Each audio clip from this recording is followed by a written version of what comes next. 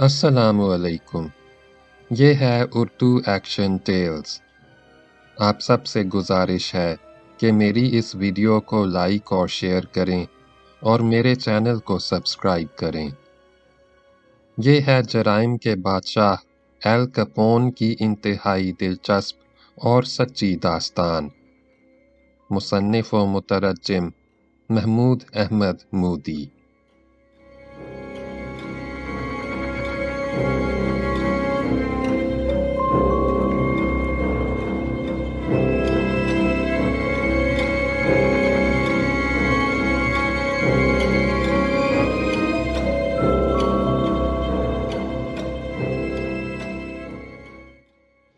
बाब नंबर 11 का पहला हिस्सा। एक रोज जेना ब्रदर्स में से एक भाई माइक और उसके 4 साथी एक सड़क के किनारे तारीकी में मोरन और डैनी के इंतजार में घात लगाकर बैठ गए।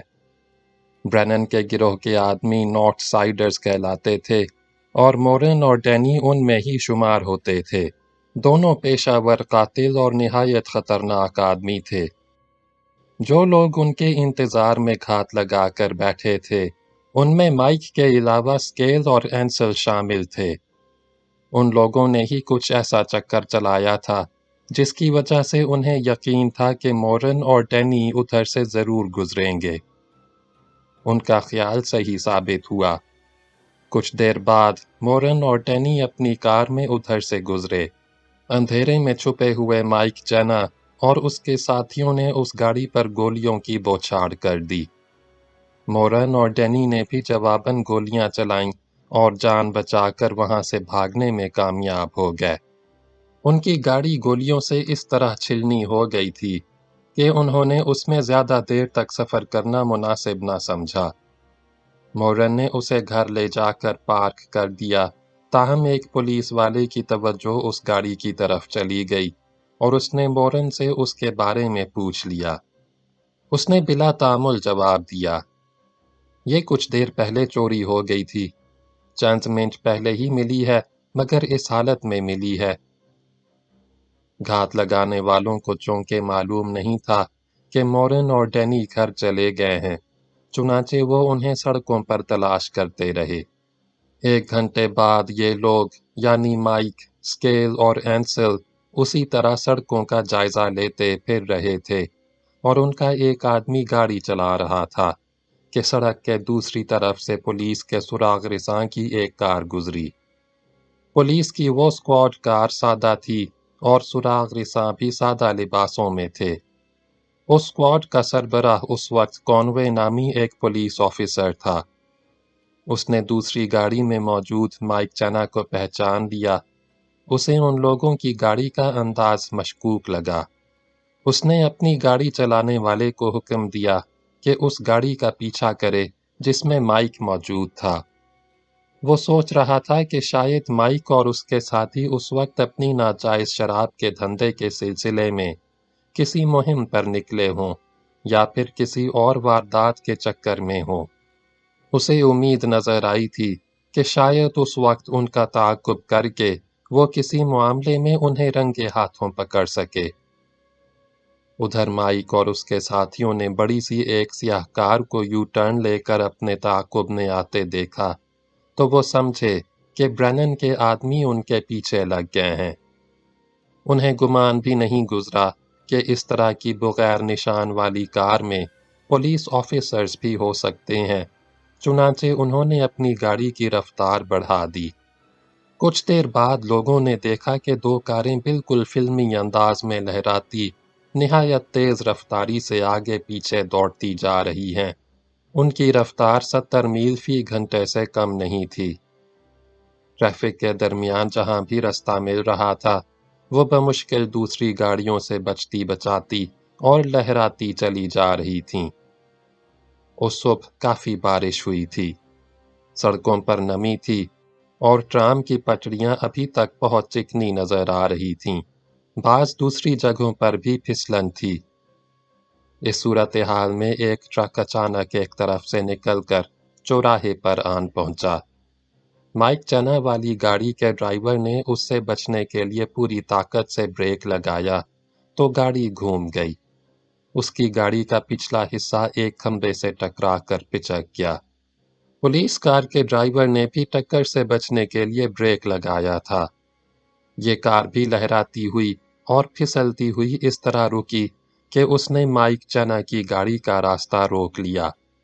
جب دونوں گاڑیوں سے لوگ چھلانگیں لگا کر اترے تو بدماش اس لحاظ سے فائدے میں تھے کہ انہیں اپنی گاڑی کی آڑ میسر تھی، جبکہ پولیس والے صاف طور پر ان کی گنوں کی زد میں آ گئے تھے۔ یہ کہنا مشکل ہے کہ فائرنگ میں پہل کس نے کی، تاہم بعد میں پولیس کی گاڑی کی جو حالت دیکھی گئی اس سے اندازہ ہوتا ہے کہ پہل بدماشوں نے ہی کی ہوگی، کیونکہ پولیس کی گاڑی میں گولیوں کے 70 سوراخ پائے گئے۔ پولیس کی گاڑی سے سب سے پہلے ڈرائیور نے اترنے کی کوشش کی تھی۔ اس کا نام اولسن تھا۔ ابھی اس کا ایک پاؤں گاڑی میں ہی تھا کہ ایک گولی نے اس کا کام تمام کر دیا۔ گاڑی سے اترنے کی کوشش کرنے والا دوسرا آدمی آفیسر والش تھا۔ اسے بھی گولی لگی اور وہ بھی سڑک پر ڈھیر ہو گیا۔ کانوے اور سوینی نامی دونوں آفیسرز کار ہی میں رہتے ہوئے جھک کر فائر کر رہے تھے، مگر ایک گولی کانوے کے سینے میں لگ گئی۔ وہ بعد میں جانبر ہو گیا، لیکن سردست اس کی طرف سے فائرنگ کا سلسلہ رک گیا۔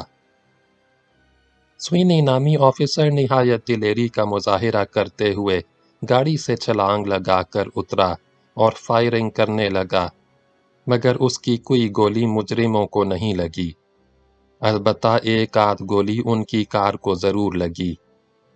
چنا برادرز کی کار ڈرائیو کرنے والا تو فائرنگ شروع ہوتے ہی گاڑی سے اتر کر بھاگ گیا تھا۔ اب باقی تینوں آدمیوں نے بھی راہ فرار اختیار کی۔ ان میں سے ایک نے اپنی شاٹ گن ایک خالی پلاٹ پر پھینک دی، کیونکہ وہ خالی ہو چکی تھی۔ پولیس آفیسر سوینی نے اپنے دو ساتھیوں کی گنیں اٹھا لیں اور ان لوگوں کے تعاقب میں دوڑ پڑا۔ ایک میدان عبور کرنے کے بعد وہ ان کے قریب پہنچ گیا۔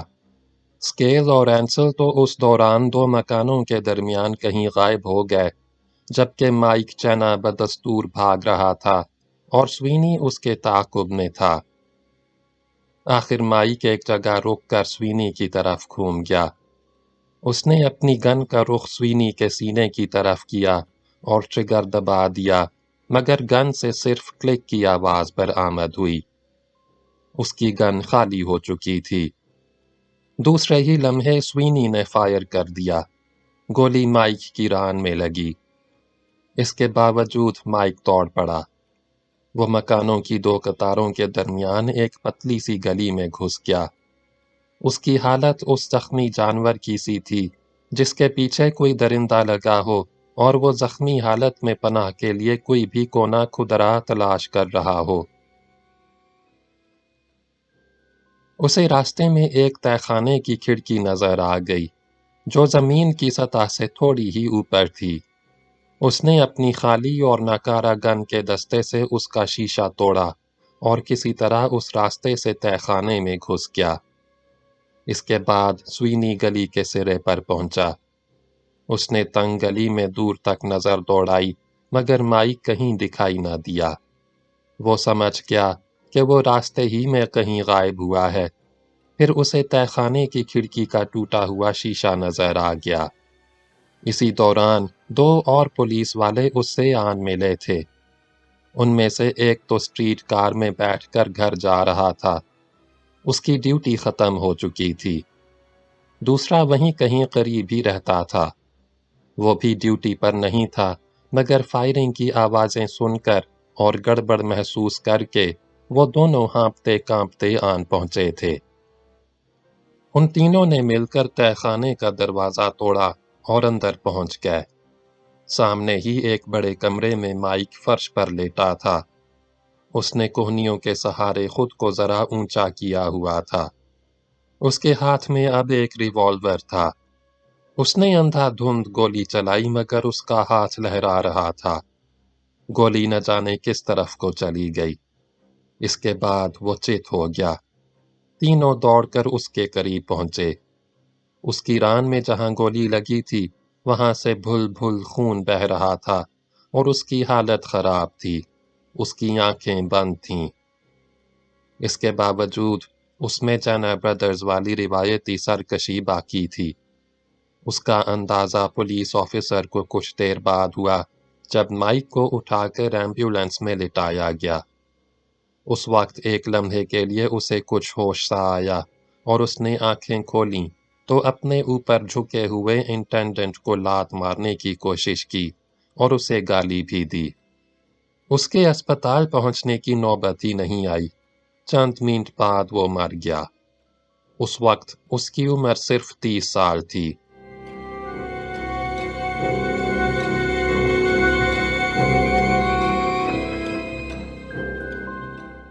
اس دوران اسکیل اور اینسل کچھ دور نکلنے میں کامیاب ہو گئے تھے، لیکن در حقیقت وہ اسی علاقے میں چکرا رہے تھے۔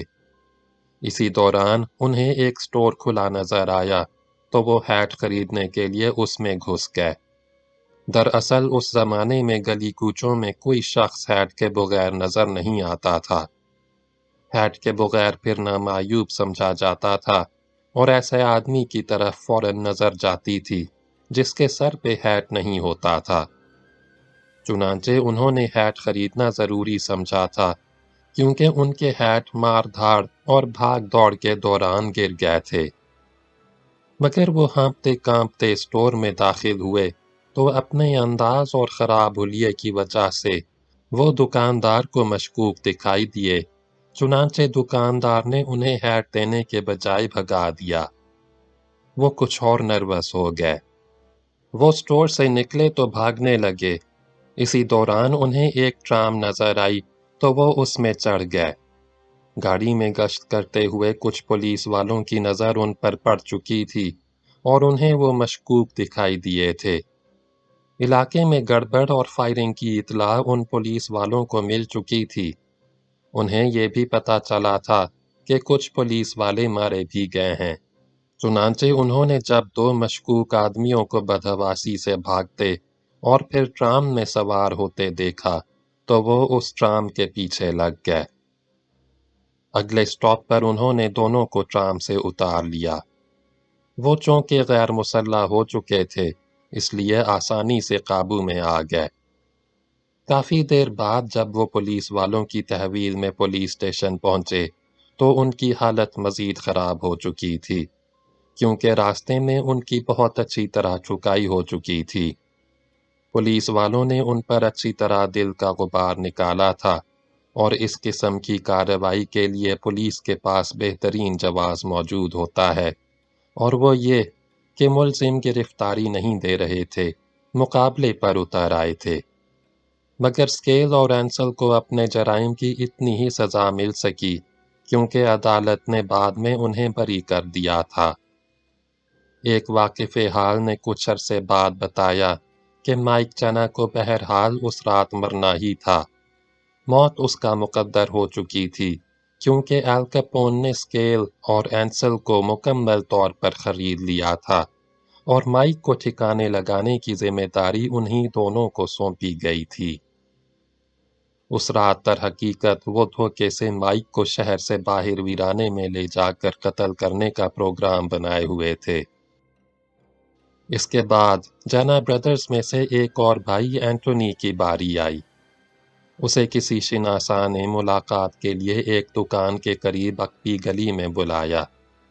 جب وہ وہاں پہنچا تو شناسا اس کا منتظر تھا، لیکن اس نے اینٹونی سے مصافحہ کرتے وقت اس کے دونوں ہاتھ مضبوطی سے پکڑ لیے۔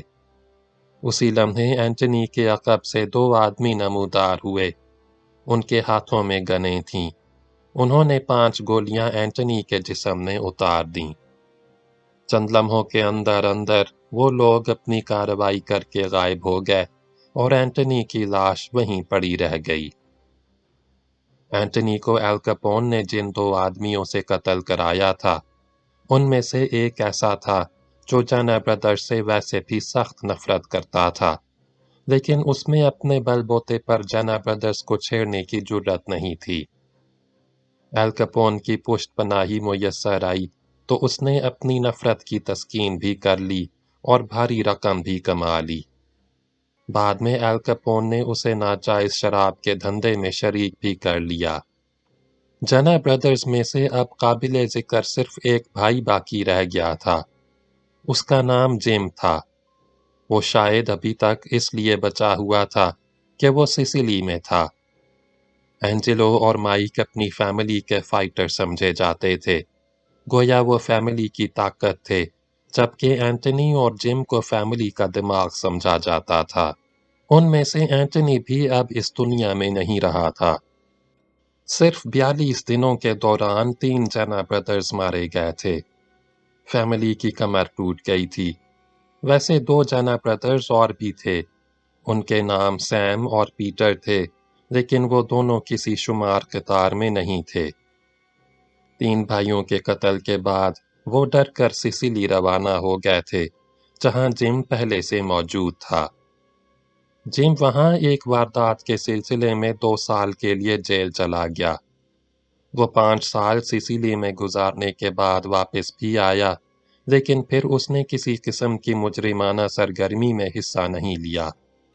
وہ شرافت سے پنیر اور زیتون درآمد کر کے ایک معزز بزنس مین کی طرح زندگی گزارتا رہا۔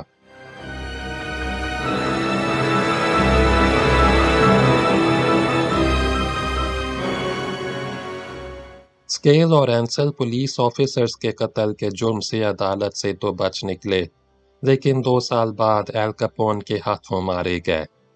ایل کیپون نے خود انہیں قتل کیا۔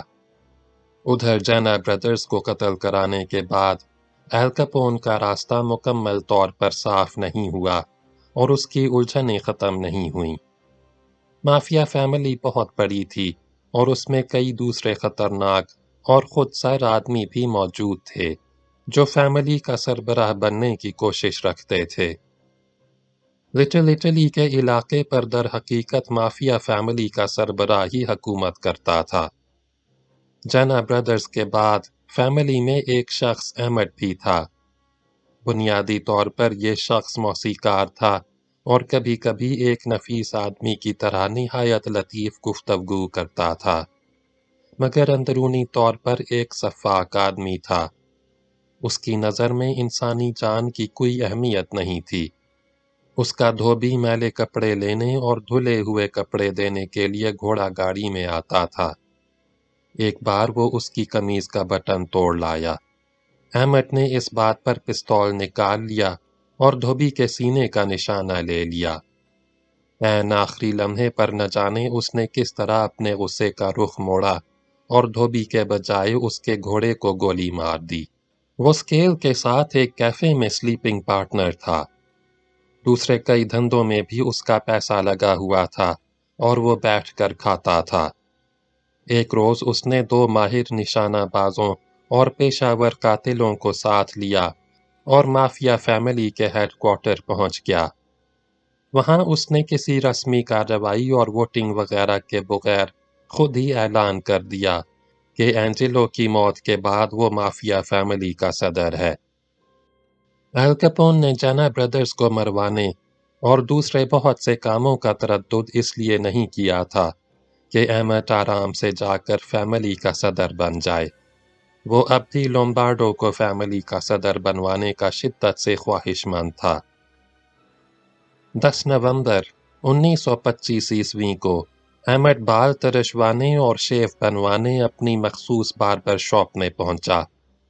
اسے اپنی منگیتر کے ساتھ اوپرا دیکھنے جانا تھا۔ بال کٹوا کر اور شیو بنوا کر وہ باربر کی کرسی سے اٹھ کر کھڑا ہی ہوا تھا کہ 2 آدمی دکان میں داخل ہوئے۔ ان میں سے ایک چھوٹے قد کا تھا اور دوسرا ذرا دراز قد تھا۔ دونوں کے ہاتھوں میں پستول تھے۔ چھوٹے قد والے نے پہلے فائر کیا، اس کے بعد دراز قد نے گولی چلائی۔ دونوں نے 4 فائر کیے۔ دراز قد کی کوئی گولی نشانے پر نہیں لگی، لیکن پستہ قد کی 4 گولیاں ایمٹ کے لگیں۔ ایک گولی اس کی گردن میں لگی۔ دونوں آدمی چشمے زدن میں فائرنگ کر کے فرار ہو گئے۔ کسی کی سمجھ میں نہ آیا کہ ہوا کیا ہے۔ احمد کو اسپتال پہنچایا گیا جہاں وہ 3 دن زندہ رہا لیکن آخرکار زندگی کی بازی ہار گیا۔ 13 نومبر کو وہ صرف 26 سال کی عمر میں اس دنیا سے رخصت ہو گیا۔ اس کے جنازے سے واپس آتے ہوئے اینڈریو نامی ایک شخص کو گولی لگی۔ یہ وہ شخص تھا جو احمد کے ساتھ اس وقت فیملی کے ہیڈ کوارٹر گیا تھا جب احمد نے فیملی کی صدارت سنبھالنے کا اعلان کیا تھا۔ اس کے ساتھ ایک اور آدمی بھی گیا تھا، وہ بھی بڑا پھرتیلا بندوق باز اور قاتل تھا۔ وہ بمی کی عرفیت سے مشہور تھا۔ 3 روز بعد وہ بھی مارا گیا۔ کسی نے پولیس کی ایک کشتی کار سے ایک شاٹ گن چرا کر اسے گولی مار دی تھی۔ یوں احمد مافیا فیملی کا سربراہ بننے کی خواہش دل میں لیے اپنے 2 خطرناک ساتھیوں سمیت اس دنیا سے رخصت ہو گیا۔ وہ دونوں اسے سربراہ بنوانے کے لیے سرگرم تھے اور ہر قدم اٹھانے کے لیے تیار تھے، مگر اپنی جان دے کر بھی وہ اس مقصد میں کامیاب نہ ہو سکے۔ البتہ اس کے بعد لومبارڈو فیملی کا صدر بن گیا جسے ایل کپون کی پشت پناہی حاصل تھی۔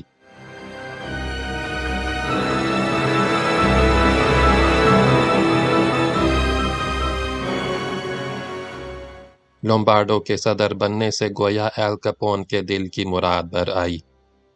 اسے گویا فیملی پر بالواسطہ طور پر کنٹرول حاصل ہو گیا۔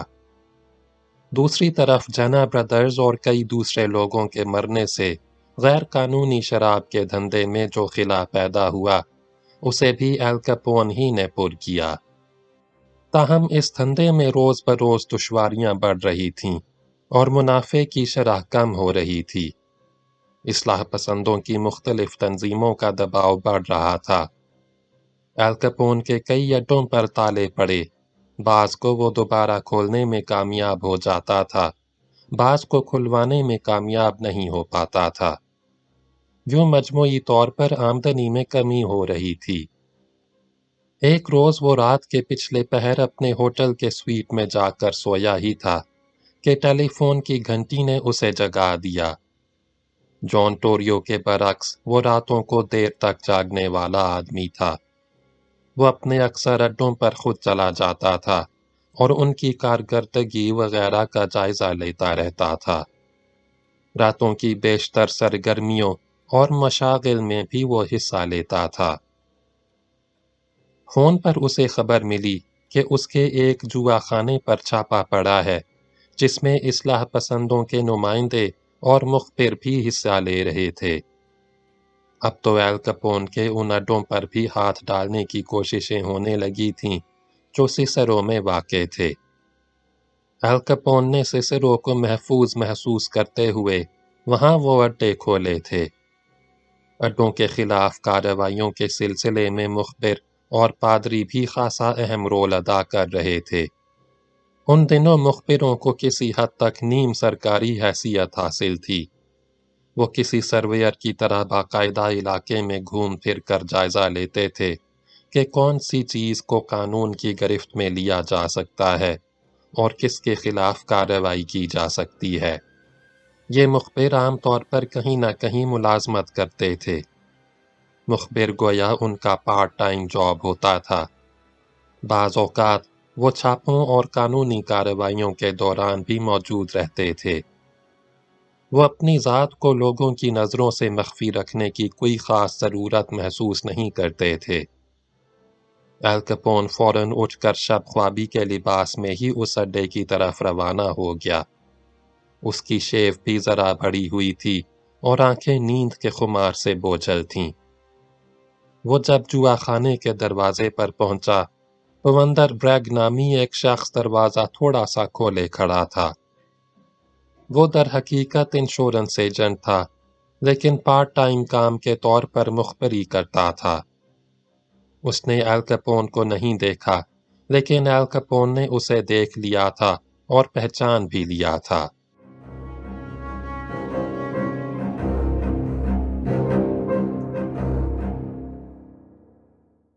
باب نمبر 11 کا دوسرا حصہ۔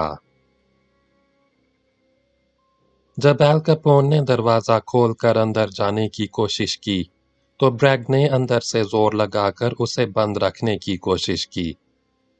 वो एक दराज कद और मजबूत आदमी था। वो अंदर से चिल्लाया, क्यों अंदर घुसे चले आ रहे हो? यहाँ क्या पार्टी हो रही है?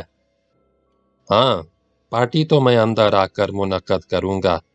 मैं इस जगह का मालिक हूँ। L Capone घुर्राया। ओह!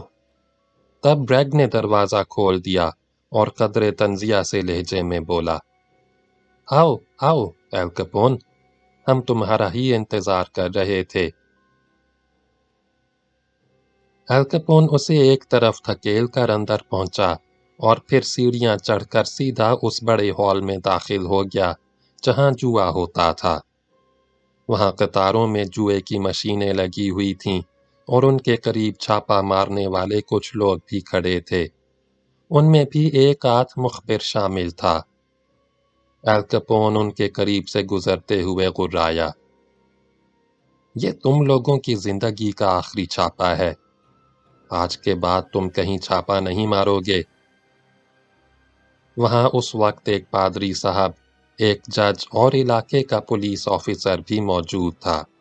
एल कैपोन आगे बढ़ता चला गया और ऑफिस में चला गया। वो लोग भी उसके पीछे पीछे वहां पहुंचे तो उन्होंने देखा वो तिजोरी से नोटों की गड्डियां निकालकर अपनी जेबों में ठूंस रहा था। ये शख्स कौन है? पादरी साहब ने क़दरे हैरत से पूछा। मुझे एल कैपोन कहते हैं, शायद नाम ही तुम्हारे लिए काफी हो। एल कैपोन ने जहरीले लहजे में खुद अपना तारुफ कराया। मैं भी यही सोच रहा था कि तुम एल कैपोन ही हो सकते हो। पादरी साहब ने सर हिलाया। तुम शायद अपने आप को अमेरिका के सदर से भी ज्यादा ताकतवर समझते हो। आखिर तुम लोग मेरे पीछे क्यों पड़े रहते हो? एल कैपोन ने चिड़चिड़े लहजे में पूछा। हमारी तुमसे कोई जाती पुरखाश तो नहीं है। मसला सिर्फ मुआशरे की इस्लाह और कानून और इखलाकियात का है। पादरी साहब ने जवाब दिया। एल कैपोन ने सिर्फ इतना कहा। इस दौरान उसका अकाउंटेंट वहां पहुंच चुका था। उसका कज़न भी आ गया था। एल कैपोन ने रकम अकाउंटेंट के सपुर्द कर दी और एल कैपोन का कज़न उसे साथ लेकर रकम किसी महफूज जगह पर पहुंचाने चल दिया। एल कैपोन भी वहां से रवाना हो गया। किसी को भी उन्हें रोकने या रकम अपने कब्जे में लेने की जुर्रत नहीं हुई। एल कैपोन शेव बनाकर और उम्दा लिबास पहनकर वापस आ गया। वो अब जरा नरम लहजे में पादरी साहब से मुखातिब हुआ। फादर, क्या हमारे दरमियान कोई समझौता नहीं हो सकता? कैसा समझौता? पादरी साहब ने पेशानी पर बल डालकर पूछा। अगर आप लोग सिसरो में मेरा पीछा छोड़ दें तो मैं स्टिकनी में अपने अड्डे बंद कर दूंगा। एल कैपोन बोला। स्टिकनी एक और करीबी इलाके का नाम था। मिस्टर एल कैपोन, मेरे और तुम्हारे दरमियान सिर्फ ये समझौता तय पा सकता है कि तुम कानून की पाबंदी करो और इन तमाम इलाकों से निकल जाओ। पादरी साहब ने गहरी संजीदगी से कहा। इसके बाद एल कैपोन ने उनसे कोई बात नहीं की। बात करने की कोई गुंजाइश ही नहीं रही थी। वहां मौजूद एक शख्स ने छापे का वारंट जारी करने और कार्रवाई की निगरानी करने वाले जज से कहा, आप इस शख्स की गिरफ्तारी का वारंट भी जारी करें जो अपने आप को इस गैर कानूनी अड्डे का मालिक कह रहा है। जज साहब कागजात वगैरह संभाल कर बैठे और उनकी खानापुरी करने लगे। वारंट की कार्रवाई मुकम्मल होने से पहले ही एल कैपोन वहां से गायब हो गया। छापा मारने वाले लोग आखिरकार जब वापस जाने के लिए बाहर निकले तो वहां तमाशाइयों का हजूम था। उनमें बहुत से गुंडे बदमाश भी शामिल हो चुके थे। उन्होंने छापा मारने वालों को डंडों और घूंसों से मारना शुरू कर दिया। उनके घूंसों पर पीतल के खौल चढ़े हुए थे। انہوں نے خاص طور پر مخبروں کو اتنا مارا کہ ان کے ناک منہ برابر ہو گئے۔ 2 مخبروں نے اس بارے میں بعد میں رپورٹ درج کرائی۔ ایک نے بتایا کہ اسے تو گولی بھی مار دی گئی تھی اور حملہ آور اسے مردہ سمجھ کر چھوڑ گئے تھے، مگر ظاہر ہے حملہ آور ہجوم میں شامل تھے۔ ان کی شناخت متعین ہونا اور ان کا پکڑے جانا بعید از امکان تھا۔ ایل کیپون کے دھندے دوسرے روز سے ہی دوبارہ شروع ہو گئے۔ ایسا معلوم ہوتا تھا کہ ایل کیپون اب ایک طوفان بن چکا تھا جسے روکنا لنگڑے لولے قانون کے بس کی بات نہیں تھی۔ جن مخبروں نے اس کے اڈے پر چھاپے میں حصہ لیا تھا، انہوں نے آئندہ کے لیے مخبری چھوڑ دی اور اپنے اپنے اصل پیشے پر اکتفا کر لیا۔ عدالت میں بھی ایل کیپون کے خلاف کوئی خاص کارروائی نہ ہو سکی، البتہ اس واقعے کا اس کے دھندے پر ذرا برابر اثر پڑا اور آمدنی کچھ کم ہو گئی۔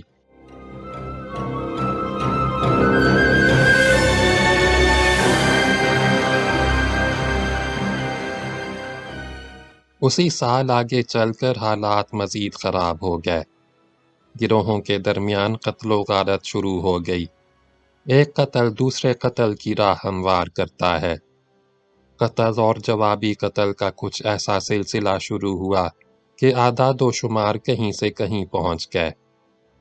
تقریباً روز ہی کسی نہ کسی گلی کوچے میں یا پھر کہیں لاوارث سے انداز میں کھڑی ہوئی کسی گاڑی میں 1 یا 2 لاشیں ملتیں۔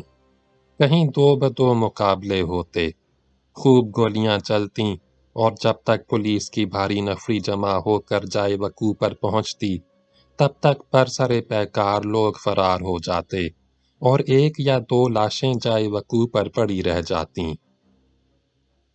ان لڑائیوں میں ایل کیپون کے آدمی تو کم ہی مارے گئے اور اس کے گروہ کی براہ راست کسی گروہ کے ساتھ زیادہ لمبی دشمنی بھی نہیں چلی، لیکن کاروبار پر بہرحال برا اثر پڑا۔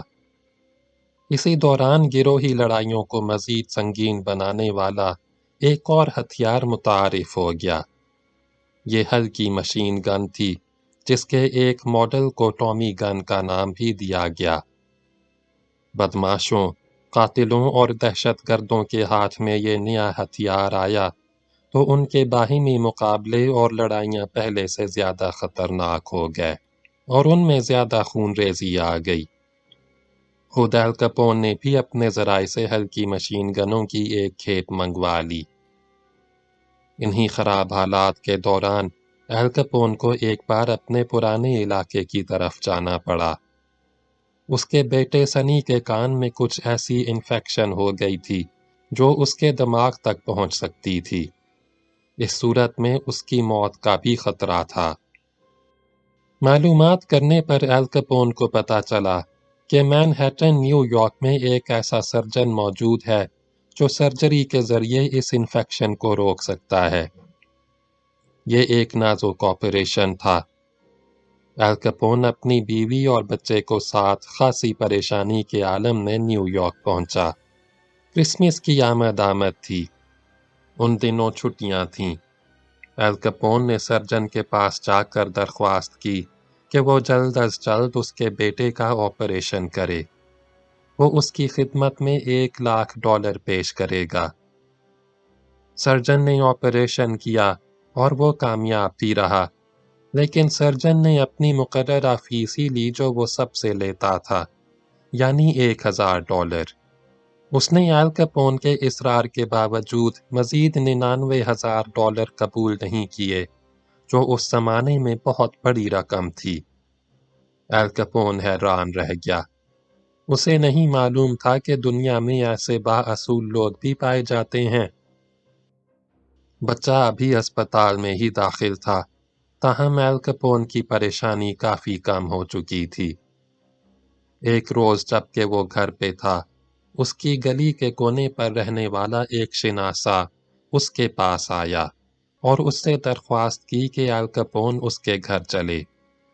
وہ بہت تنہائی محسوس کر رہا ہے، دونوں کچھ دیر بیٹھیں گے، گپ شپ کریں گے اور پلائیں گے، وقت اچھا گزر جائے گا۔ एल कैपोन की बीवी ने भी कोई एतराज नहीं किया और एल कैपोन पड़ोसी के साथ चला गया। अभी उसने वहां बैठकर पीनी शुरू ही की थी कि अचानक 6 आदमी दरवाजा खोलकर अंदर आ गए और उन्होंने फायरिंग शुरू कर दी। एल कैपोन को अंदाजा हुआ कि उसके पड़ोसी ने उसे मरवाने का बंदोबस्त किया था।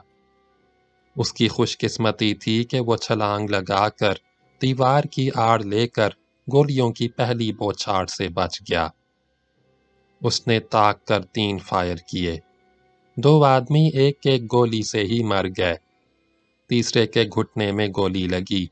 वो बौखलाकर वापस भागा और सीढ़ियों से उतरने की कोशिश में लढ़कता हुआ नीचे जाकर गिरा और मर गया। हमला आवर तादाद में 6 होने के बावजूद बौखलाए हुए थे। 3 आदमी बौखलाहट में ही मारे गए थे, बाकी 3 फरार हो गए। एल कैपोन उस रात 3 अफराद के कत्ल के इल्जाम में गिरफ्तार हो गया और उसे वो रात जेल में गुजारनी पड़ी, ताहम जल्द ही उसकी जान छूट गई। उसके वकील ने अदालत में साबित कर दिया कि उस पर कातिलाना हमला हुआ था। उसने तो खुद हिफाजती के तहत फायर किए थे। वो तो गनीमत था कि वो घर से निकलते वक्त हमेशा अपनी बेल्ट के साथ लगे हुए होल्स्टर में 2 पिस्तौल रखता था। अगर वो मुसल्ला ना होता और अपने हवास बचा रखते हुए बेपनाह फुर्ती का मुजाहिरा ना करता, तो हमला आवरों की जगह उसकी अपनी लाश पड़ी होती।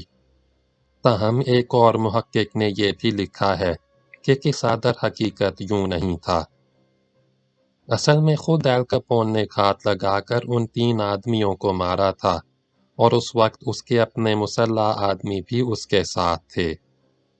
उसके इस इक़दाम के पीछे कहानी ये थी कि उसके पुराने बॉस और साथी येल ने उसके बुलावे पर शिकागो आकर 2 मर्तबा उसके इशारे पर कत्ल किए थे। एल कैपोन और जॉन टोरियो ने उस वक्त येल को इसलिए ब्रुकलिन से शिकागो बुलवाया था कि उन्हें अपने दुश्मनों को मरवाने के लिए बाहर के आदमी की ज़रूरत थी। जराइम पेशा गिरोह ख़ास मौक़ों पर मसलहत के तहत किसी को मरवाने के लिए बाहर का आदमी बुलवाते थे। अब जबकि एल कैपोन ब्रुकलिन आया हुआ था, तो येल को बाहर के आदमी की ज़रूरत पड़ गई थी। उसने एल कैपोन से अपने ताउन का बदला मांग लिया था और एल कैपोन इनकार नहीं कर सका था।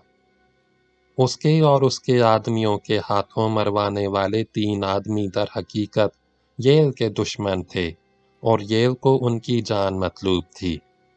एल कैपोन ने उसकी ख्वाहिश पर उसके एहसान का बदला उतार दिया था।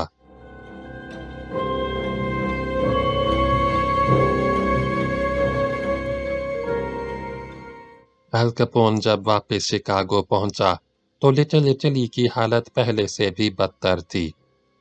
बदमाशों के गिरोह एक दूसरे के खून के प्यासे थे और एक दूसरे का गला काट रहे थे। डोनल नामी वो खूनख्वार बदमाश, जिसे एल कैपोन ने एक बार सबक सिखाया था और जो उस वक्त ठंडा होकर बैठ गया था, एक बार फिर सर उठा चुका था और काफ़ी ताकतवर हो चुका था। वो इस खुशफहमी में भी मुब्तला हो चुका था कि सिसिरो में एल कैपोन की जगह सारे धंधे अब वो खुद कर सकता है। उसके ख्याल में एल कैपोन को सिसिरो से निकलना उसके लिए मुश्किल नहीं था। हालात कुछ ऐसे हो गए थे कि एल कैपोन खूनरेज़ी से बचना चाहता तब भी नहीं बच सकता था। शहर में गोया एक खूनी आंधी सी आई हुई थी। खूनरेज़ी कई वजूह के बाइस और कई पहलुओं से जारी थी। कारोबारी रकाबतें, बदमाशों के तौर तरीके और दुश्मनी के लातमन्ना ही सिलसिले तो अपनी जगह थे, लेकिन अब उनमें नए नए अवामिल शामिल होते जा रहे थे। खूनरेज़ी के मामले को उस वक्त भी हवा मिली जब स्केल और एंसल का मुकदमा लड़ने के लिए चंदा जमा करने का सिलसिला शुरू हुआ। किस्सा असल में ये था कि माफिया फैमिली का कोई ख़ास बदमाश जब किसी मुसीबत में फंस जाता था या कानून की गिरफ्त में आ जाता था, تو اسے چھڑانے یا اس کا مقدمہ لڑنے کے لیے اور مختلف محکموں کو رشوتیں کھلانے کے لیے باقاعدہ گلی، کوچوں اور بازاروں سے چندہ جمع کیا جاتا تھا۔ اس مہم کے لیے ایسے آدمیوں کو مقرر کیا جاتا تھا جن کی علاقے میں دہشت ہوتی تھی، جن کی صورت دیکھتے ہی لوگ ڈر جاتے تھے اور خاموشی سے مطلوبہ رقم نکال کر رکھ دیتے تھے، خواہ اس کے لیے انہیں گھر کے برتن ہی بیچنے پڑتے۔ اسکیل اور اینسل پر پہلے بھی ایک پولیس آفیسر کے قتل کا مقدمہ چل چکا تھا۔ اس وقت بھی ان کے لیے $1,00,000 چندہ جمع کیا گیا تھا۔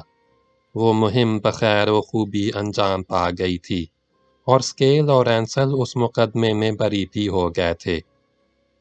اب ان پر دوسرے پولیس آفیسر کے قتل کا مقدمہ شروع ہو رہا تھا۔ حالانکہ وہ دونوں پولیس آفیسر ایک ہی واقعے میں مارے گئے تھے، مگر اسکیل اور اینسل پر ان کے بارے میں مقدمے وقفے سے چل رہے تھے۔ اب دوسرا مقدمہ شروع ہوا تو ایک بار پھر چندے کی مہم درپیش ہوئی۔ مافیا فیملی کا کرتا دھرتا چونکہ پہلے احمد ہی بنا ہوا تھا، اس لیے پہلی بار چندہ جمع کرنے کی مہم اس نے اپنے حکم پر اور اپنی نگرانی میں شروع کرائی۔ اس نے اوریز نامی ایک بدماش کو اس مہم کا انچارج مقرر کیا تھا۔ اوریز کی علاقے میں بڑی دہشت تھی۔ لوگ اس سے سخت نفرت کرتے تھے، لیکن ڈرتے بھی تھے۔ اکثر بدماشوں اور دہشت گردوں کا معاملہ یہی ہوتا ہے۔ لوگ دل ہی دل میں ان سے نفرت کرتے ہیں، لیکن ان کی دہشت اور ان کی گروہی طاقت کی وجہ سے ان کا حکم ماننے پر مجبور ہوتے ہیں۔ اوریز کی عمر 44 سال تھی، لیکن وہ مضبوط کاٹھی کا ایک دراز قد آدمی تھا اور بہت سے نوجوانوں سے زیادہ طاقتور دکھائی دیتا تھا۔ اس کی رنگت تانبے جیسی تھی اور ناک عقاب کی چونچ کی طرح مڑی ہوئی تھی۔ اسے کسی کے سامنے اپنی خباثت کا مظاہرہ کرنے کی ضرورت نہیں تھی۔ خباثت اس کے چہرے پر ہی لکھی ہوئی تھی۔ اب احمد تو اس دنیا میں نہیں تھا۔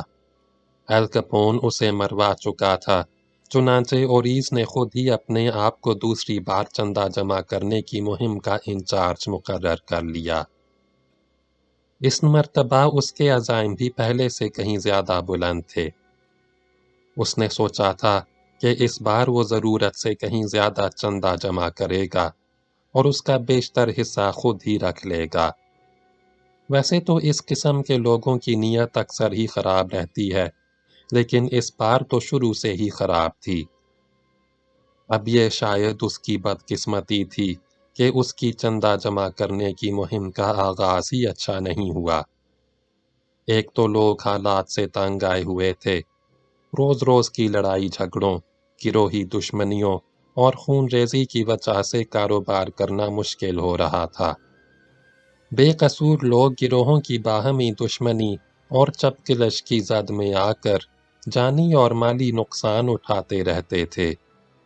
اس پر بھی آئے دن کوئی نہ کوئی ان سے چندے لینے آ جاتا تھا۔ شاید ان حالات کا رد عمل تھا کہ پچھلی بار جن لوگوں نے اوریز کو فراخ دلی سے چندے دیے تھے، اس بار انہوں نے بھی ہاتھ کھینچ لیا۔ اوریز جیسے بدماش کی نظر میں اس سنگین جرم کی سزا موت تھی۔ اس نے پہلے ہنری نامی ایک دکاندار کو قتل کیا، پھر 2 بھائیوں کو موت کے گھاٹ اتار دیا جو مورکی برادرز کہلاتے تھے۔ اس کے بعد اوریز کو چندہ تو تیزی سے ملنے لگا، لیکن اندر ہی اندر لٹل اٹلی کے لوگوں کے دلوں میں نفرت کا لاوا بھی پکنے لگا۔ کسی بھی گنجان آبادی میں کسی ایک ہی گروہ کے ہمدرد نہیں رہتے۔ کچھ نہیں کہا جا سکتا کہ کس کی ہمدردیاں کس کے ساتھ ہوں، کس کے کاروباری مفادات کس کے ساتھ وابستہ ہوں، اور پھر ان میں سے بعض لوگوں کو دوسروں کی سرپرستی اور پشت پناہی بھی حاصل ہوتی ہے۔ چنانچہ ہوا یہ کہ ایک روز ایک کار اوریز کے قریب سے گزری تو اس میں ایک شاٹ گن گرجی اور دوسرے ہی لمحے اوریز سڑک پر پڑا نظر آیا۔ गोली उसकी खोपड़ी में लगी थी। उसके 6 दिन बाद वीटो नामी एक और शख्स की पेशानी में सुराख हो गया। वो उन लोगों में से एक था जो ओरीस की तरफ से चंदा जमा करने पर मामूर थे। इसके 2 दिन बाद एकोला नामी एक और शख्स की लाश कूड़े के ढेर पर पड़ी पाई गई। ये भी ओरीस के कारिंदों में से एक था। इसके 3 दिन बाद फिलिप नामी एक शख्स पर गोली चलाई गई, मगर उसकी खुशकिस्मती थी कि वो बच गया और एक बेकसूर राहगीर उसकी गोली की जद में आकर मर गया। फिलिप वो आदमी था जिसने ओरीस के हुक्म पर चंदा न देने के संगीन जुर्म में हेनरी नामी दुकानदार को कत्ल किया था।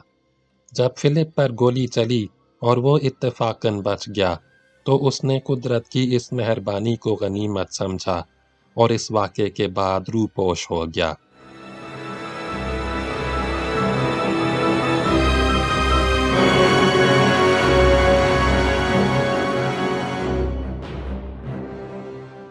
इन हालात में एल कैपोन ब्रुकलिन से वापस आया तो लिटिल इटली की हालत देखकर हैरान रह गया। छोटे छोटे बदमाश उसके कारोबार के साथ छेड़छाड़ कर रहे थे और डोनल्ड तो अपने आप को मुकम्मल तौर पर एल कैपोन का जानशीन समझ रहा था।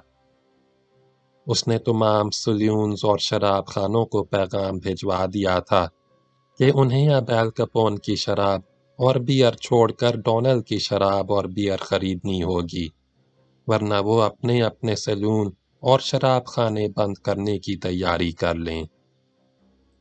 सिसरो को एल कैपोन अब भी अपना महफूज ठिकाना शुमार करता था, लेकिन डोनल्ड ने वहाँ के बारे में भी ऐलान कर दिया कि जल्द ही वहाँ के जुए खानों में एल कैपोन की मशीनों की जगह डोनल्ड की मशीनें लगी होंगी। एक और गिरोह का सुरुगना वेस भी कुछ इसी किस्म के दावे कर रहा था। वेस एक निहायत खतरनाक आदमी और सफाक कातिल था। सुनने में आया था कि उससे एल कैपोन भी डरता था। उन्हीं दिनों के बारे में एक अखबारी रिपोर्टर की ज़ाती तहरीरों में से एक तहरीर से शहादत मिलती है कि एक रोज़ उसने एल कैपोन को अपने सिसरो वाले एक रेस्टोरेंट में अपने एक आदमी के साथ तेजी से कुछ बात करते देखा। रिपोर्टर दूर बैठा था, इसलिए वो सुन नहीं सका कि क्या गुफ्तगू हो रही थी, लेकिन एल कैपोन का चेहरा सुर्ख था और उसके अंदाज से साफ ज़ाहिर हो रहा था कि वो सख्त गुस्से में है। उसे शायद अपने कुछ कारोबारी अड्डों के बारे में इत्तला मिली थी कि वहाँ कुछ लोग बदमाशी कर रहे हैं। दूसरे बदमाशों ने शायद ये समझ लिया था कि एल कैपोन अब कुछ नहीं कर सकता। एल कैपोन ने एक दीवार पर आवेज़ां पेंटिंग एक तरफ हटाई। उसके पीछे एक खुफिया खाना था। एल कैपोन ने उसमें से एक नई मशीन गन निकाली। ये हल्की मशीन गन उसने खुद संभाली। अपने 3 आदमियों को उसने पिस्तौल दिए और फिर वो तेजी से कहीं रवाना हो गए। रिपोर्टर को मालूम नहीं हो सका कि वो चारों उस रात कहाँ गए और उन्होंने क्या किया। रिपोर्टर ने इस बारे में अपने अखबार में भी कुछ नहीं लिखा। अलबत्ता दूसरे रोज़ शिकागो और सिसरो के मुख्तलिफ मकामात से 7 लाशें मिलीं। ये लाशें मिलने की खबर अखबारात में ज़रूर आई, लेकिन उस रात रिपोर्टर ने सिसरो के रेस्टोरेंट से एल कैपोन और उसके आदमियों को जिस तरह रवाना होते देखा था, उसके बारे में किसी अखबार में एक लफ्ज़ भी नहीं छपा। उन्हीं दिनों स्टेट अटॉर्नी के ओहदे के लिए इलेक्शन होना था। ये एक बड़ा और अहम ओहदा था। स्टेट अटॉर्नी रियासत का सबसे बड़ा सरकारी वकील होता था। उसके मातहत तकरीबन 70 असिस्टेंट काम करते थे। बदमाशों के गिरोह चाह रहे थे कि इस ओहदे पर बॉब क्रो मुंतखब हो जाए। बॉब क्रो का रवैया माफिया गिरोहों के साथ बहुत नरम रहा था। वो पहले ही इस ओहदे पर काम कर रहा था। गिरोहों के सुरुगना उसे अपना हमदर्द महसूस करते थे। वो माल बनाने वाला आदमी था شاید اسی لیے اس کے دور میں بدماشوں کے گروہ پھل پھول رہے تھے، شہر کا ماحول تباہ کر رہے تھے، خون ریزی میں مصروف تھے، مگر ان کی کوئی خاص سرکوبی ہوتی دکھائی نہیں دیتی تھی۔ عدالتوں سے انہیں قابل ذکر سزائیں نہیں ہوتی تھیں۔ اسے دوبارہ منتخب کرانے کے لیے مافیائی گروہ سب سے زیادہ سرگرم تھے۔ وہ محسوس کرتے تھے کہ اگر وہ دوبارہ منتخب ہو گیا تو گویا اس بڑے سرکاری عہدے پر ان کا اپنا آدمی بیٹھا ہوگا۔ اسی چکر میں وہ عارضی طور پر اپنی آپس کی دشمنیاں بھی بھول گئے تھے۔ کم از کم وقتی طور پر انہوں نے آپس کی مارا ماری اور خون ریزی بند کر دی۔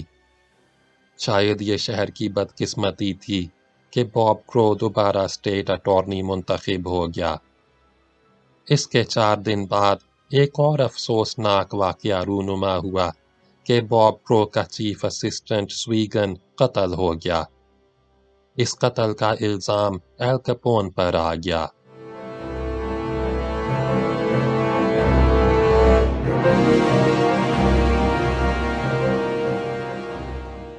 باب نمبر 12 اگلی ویڈیو میں سنیں۔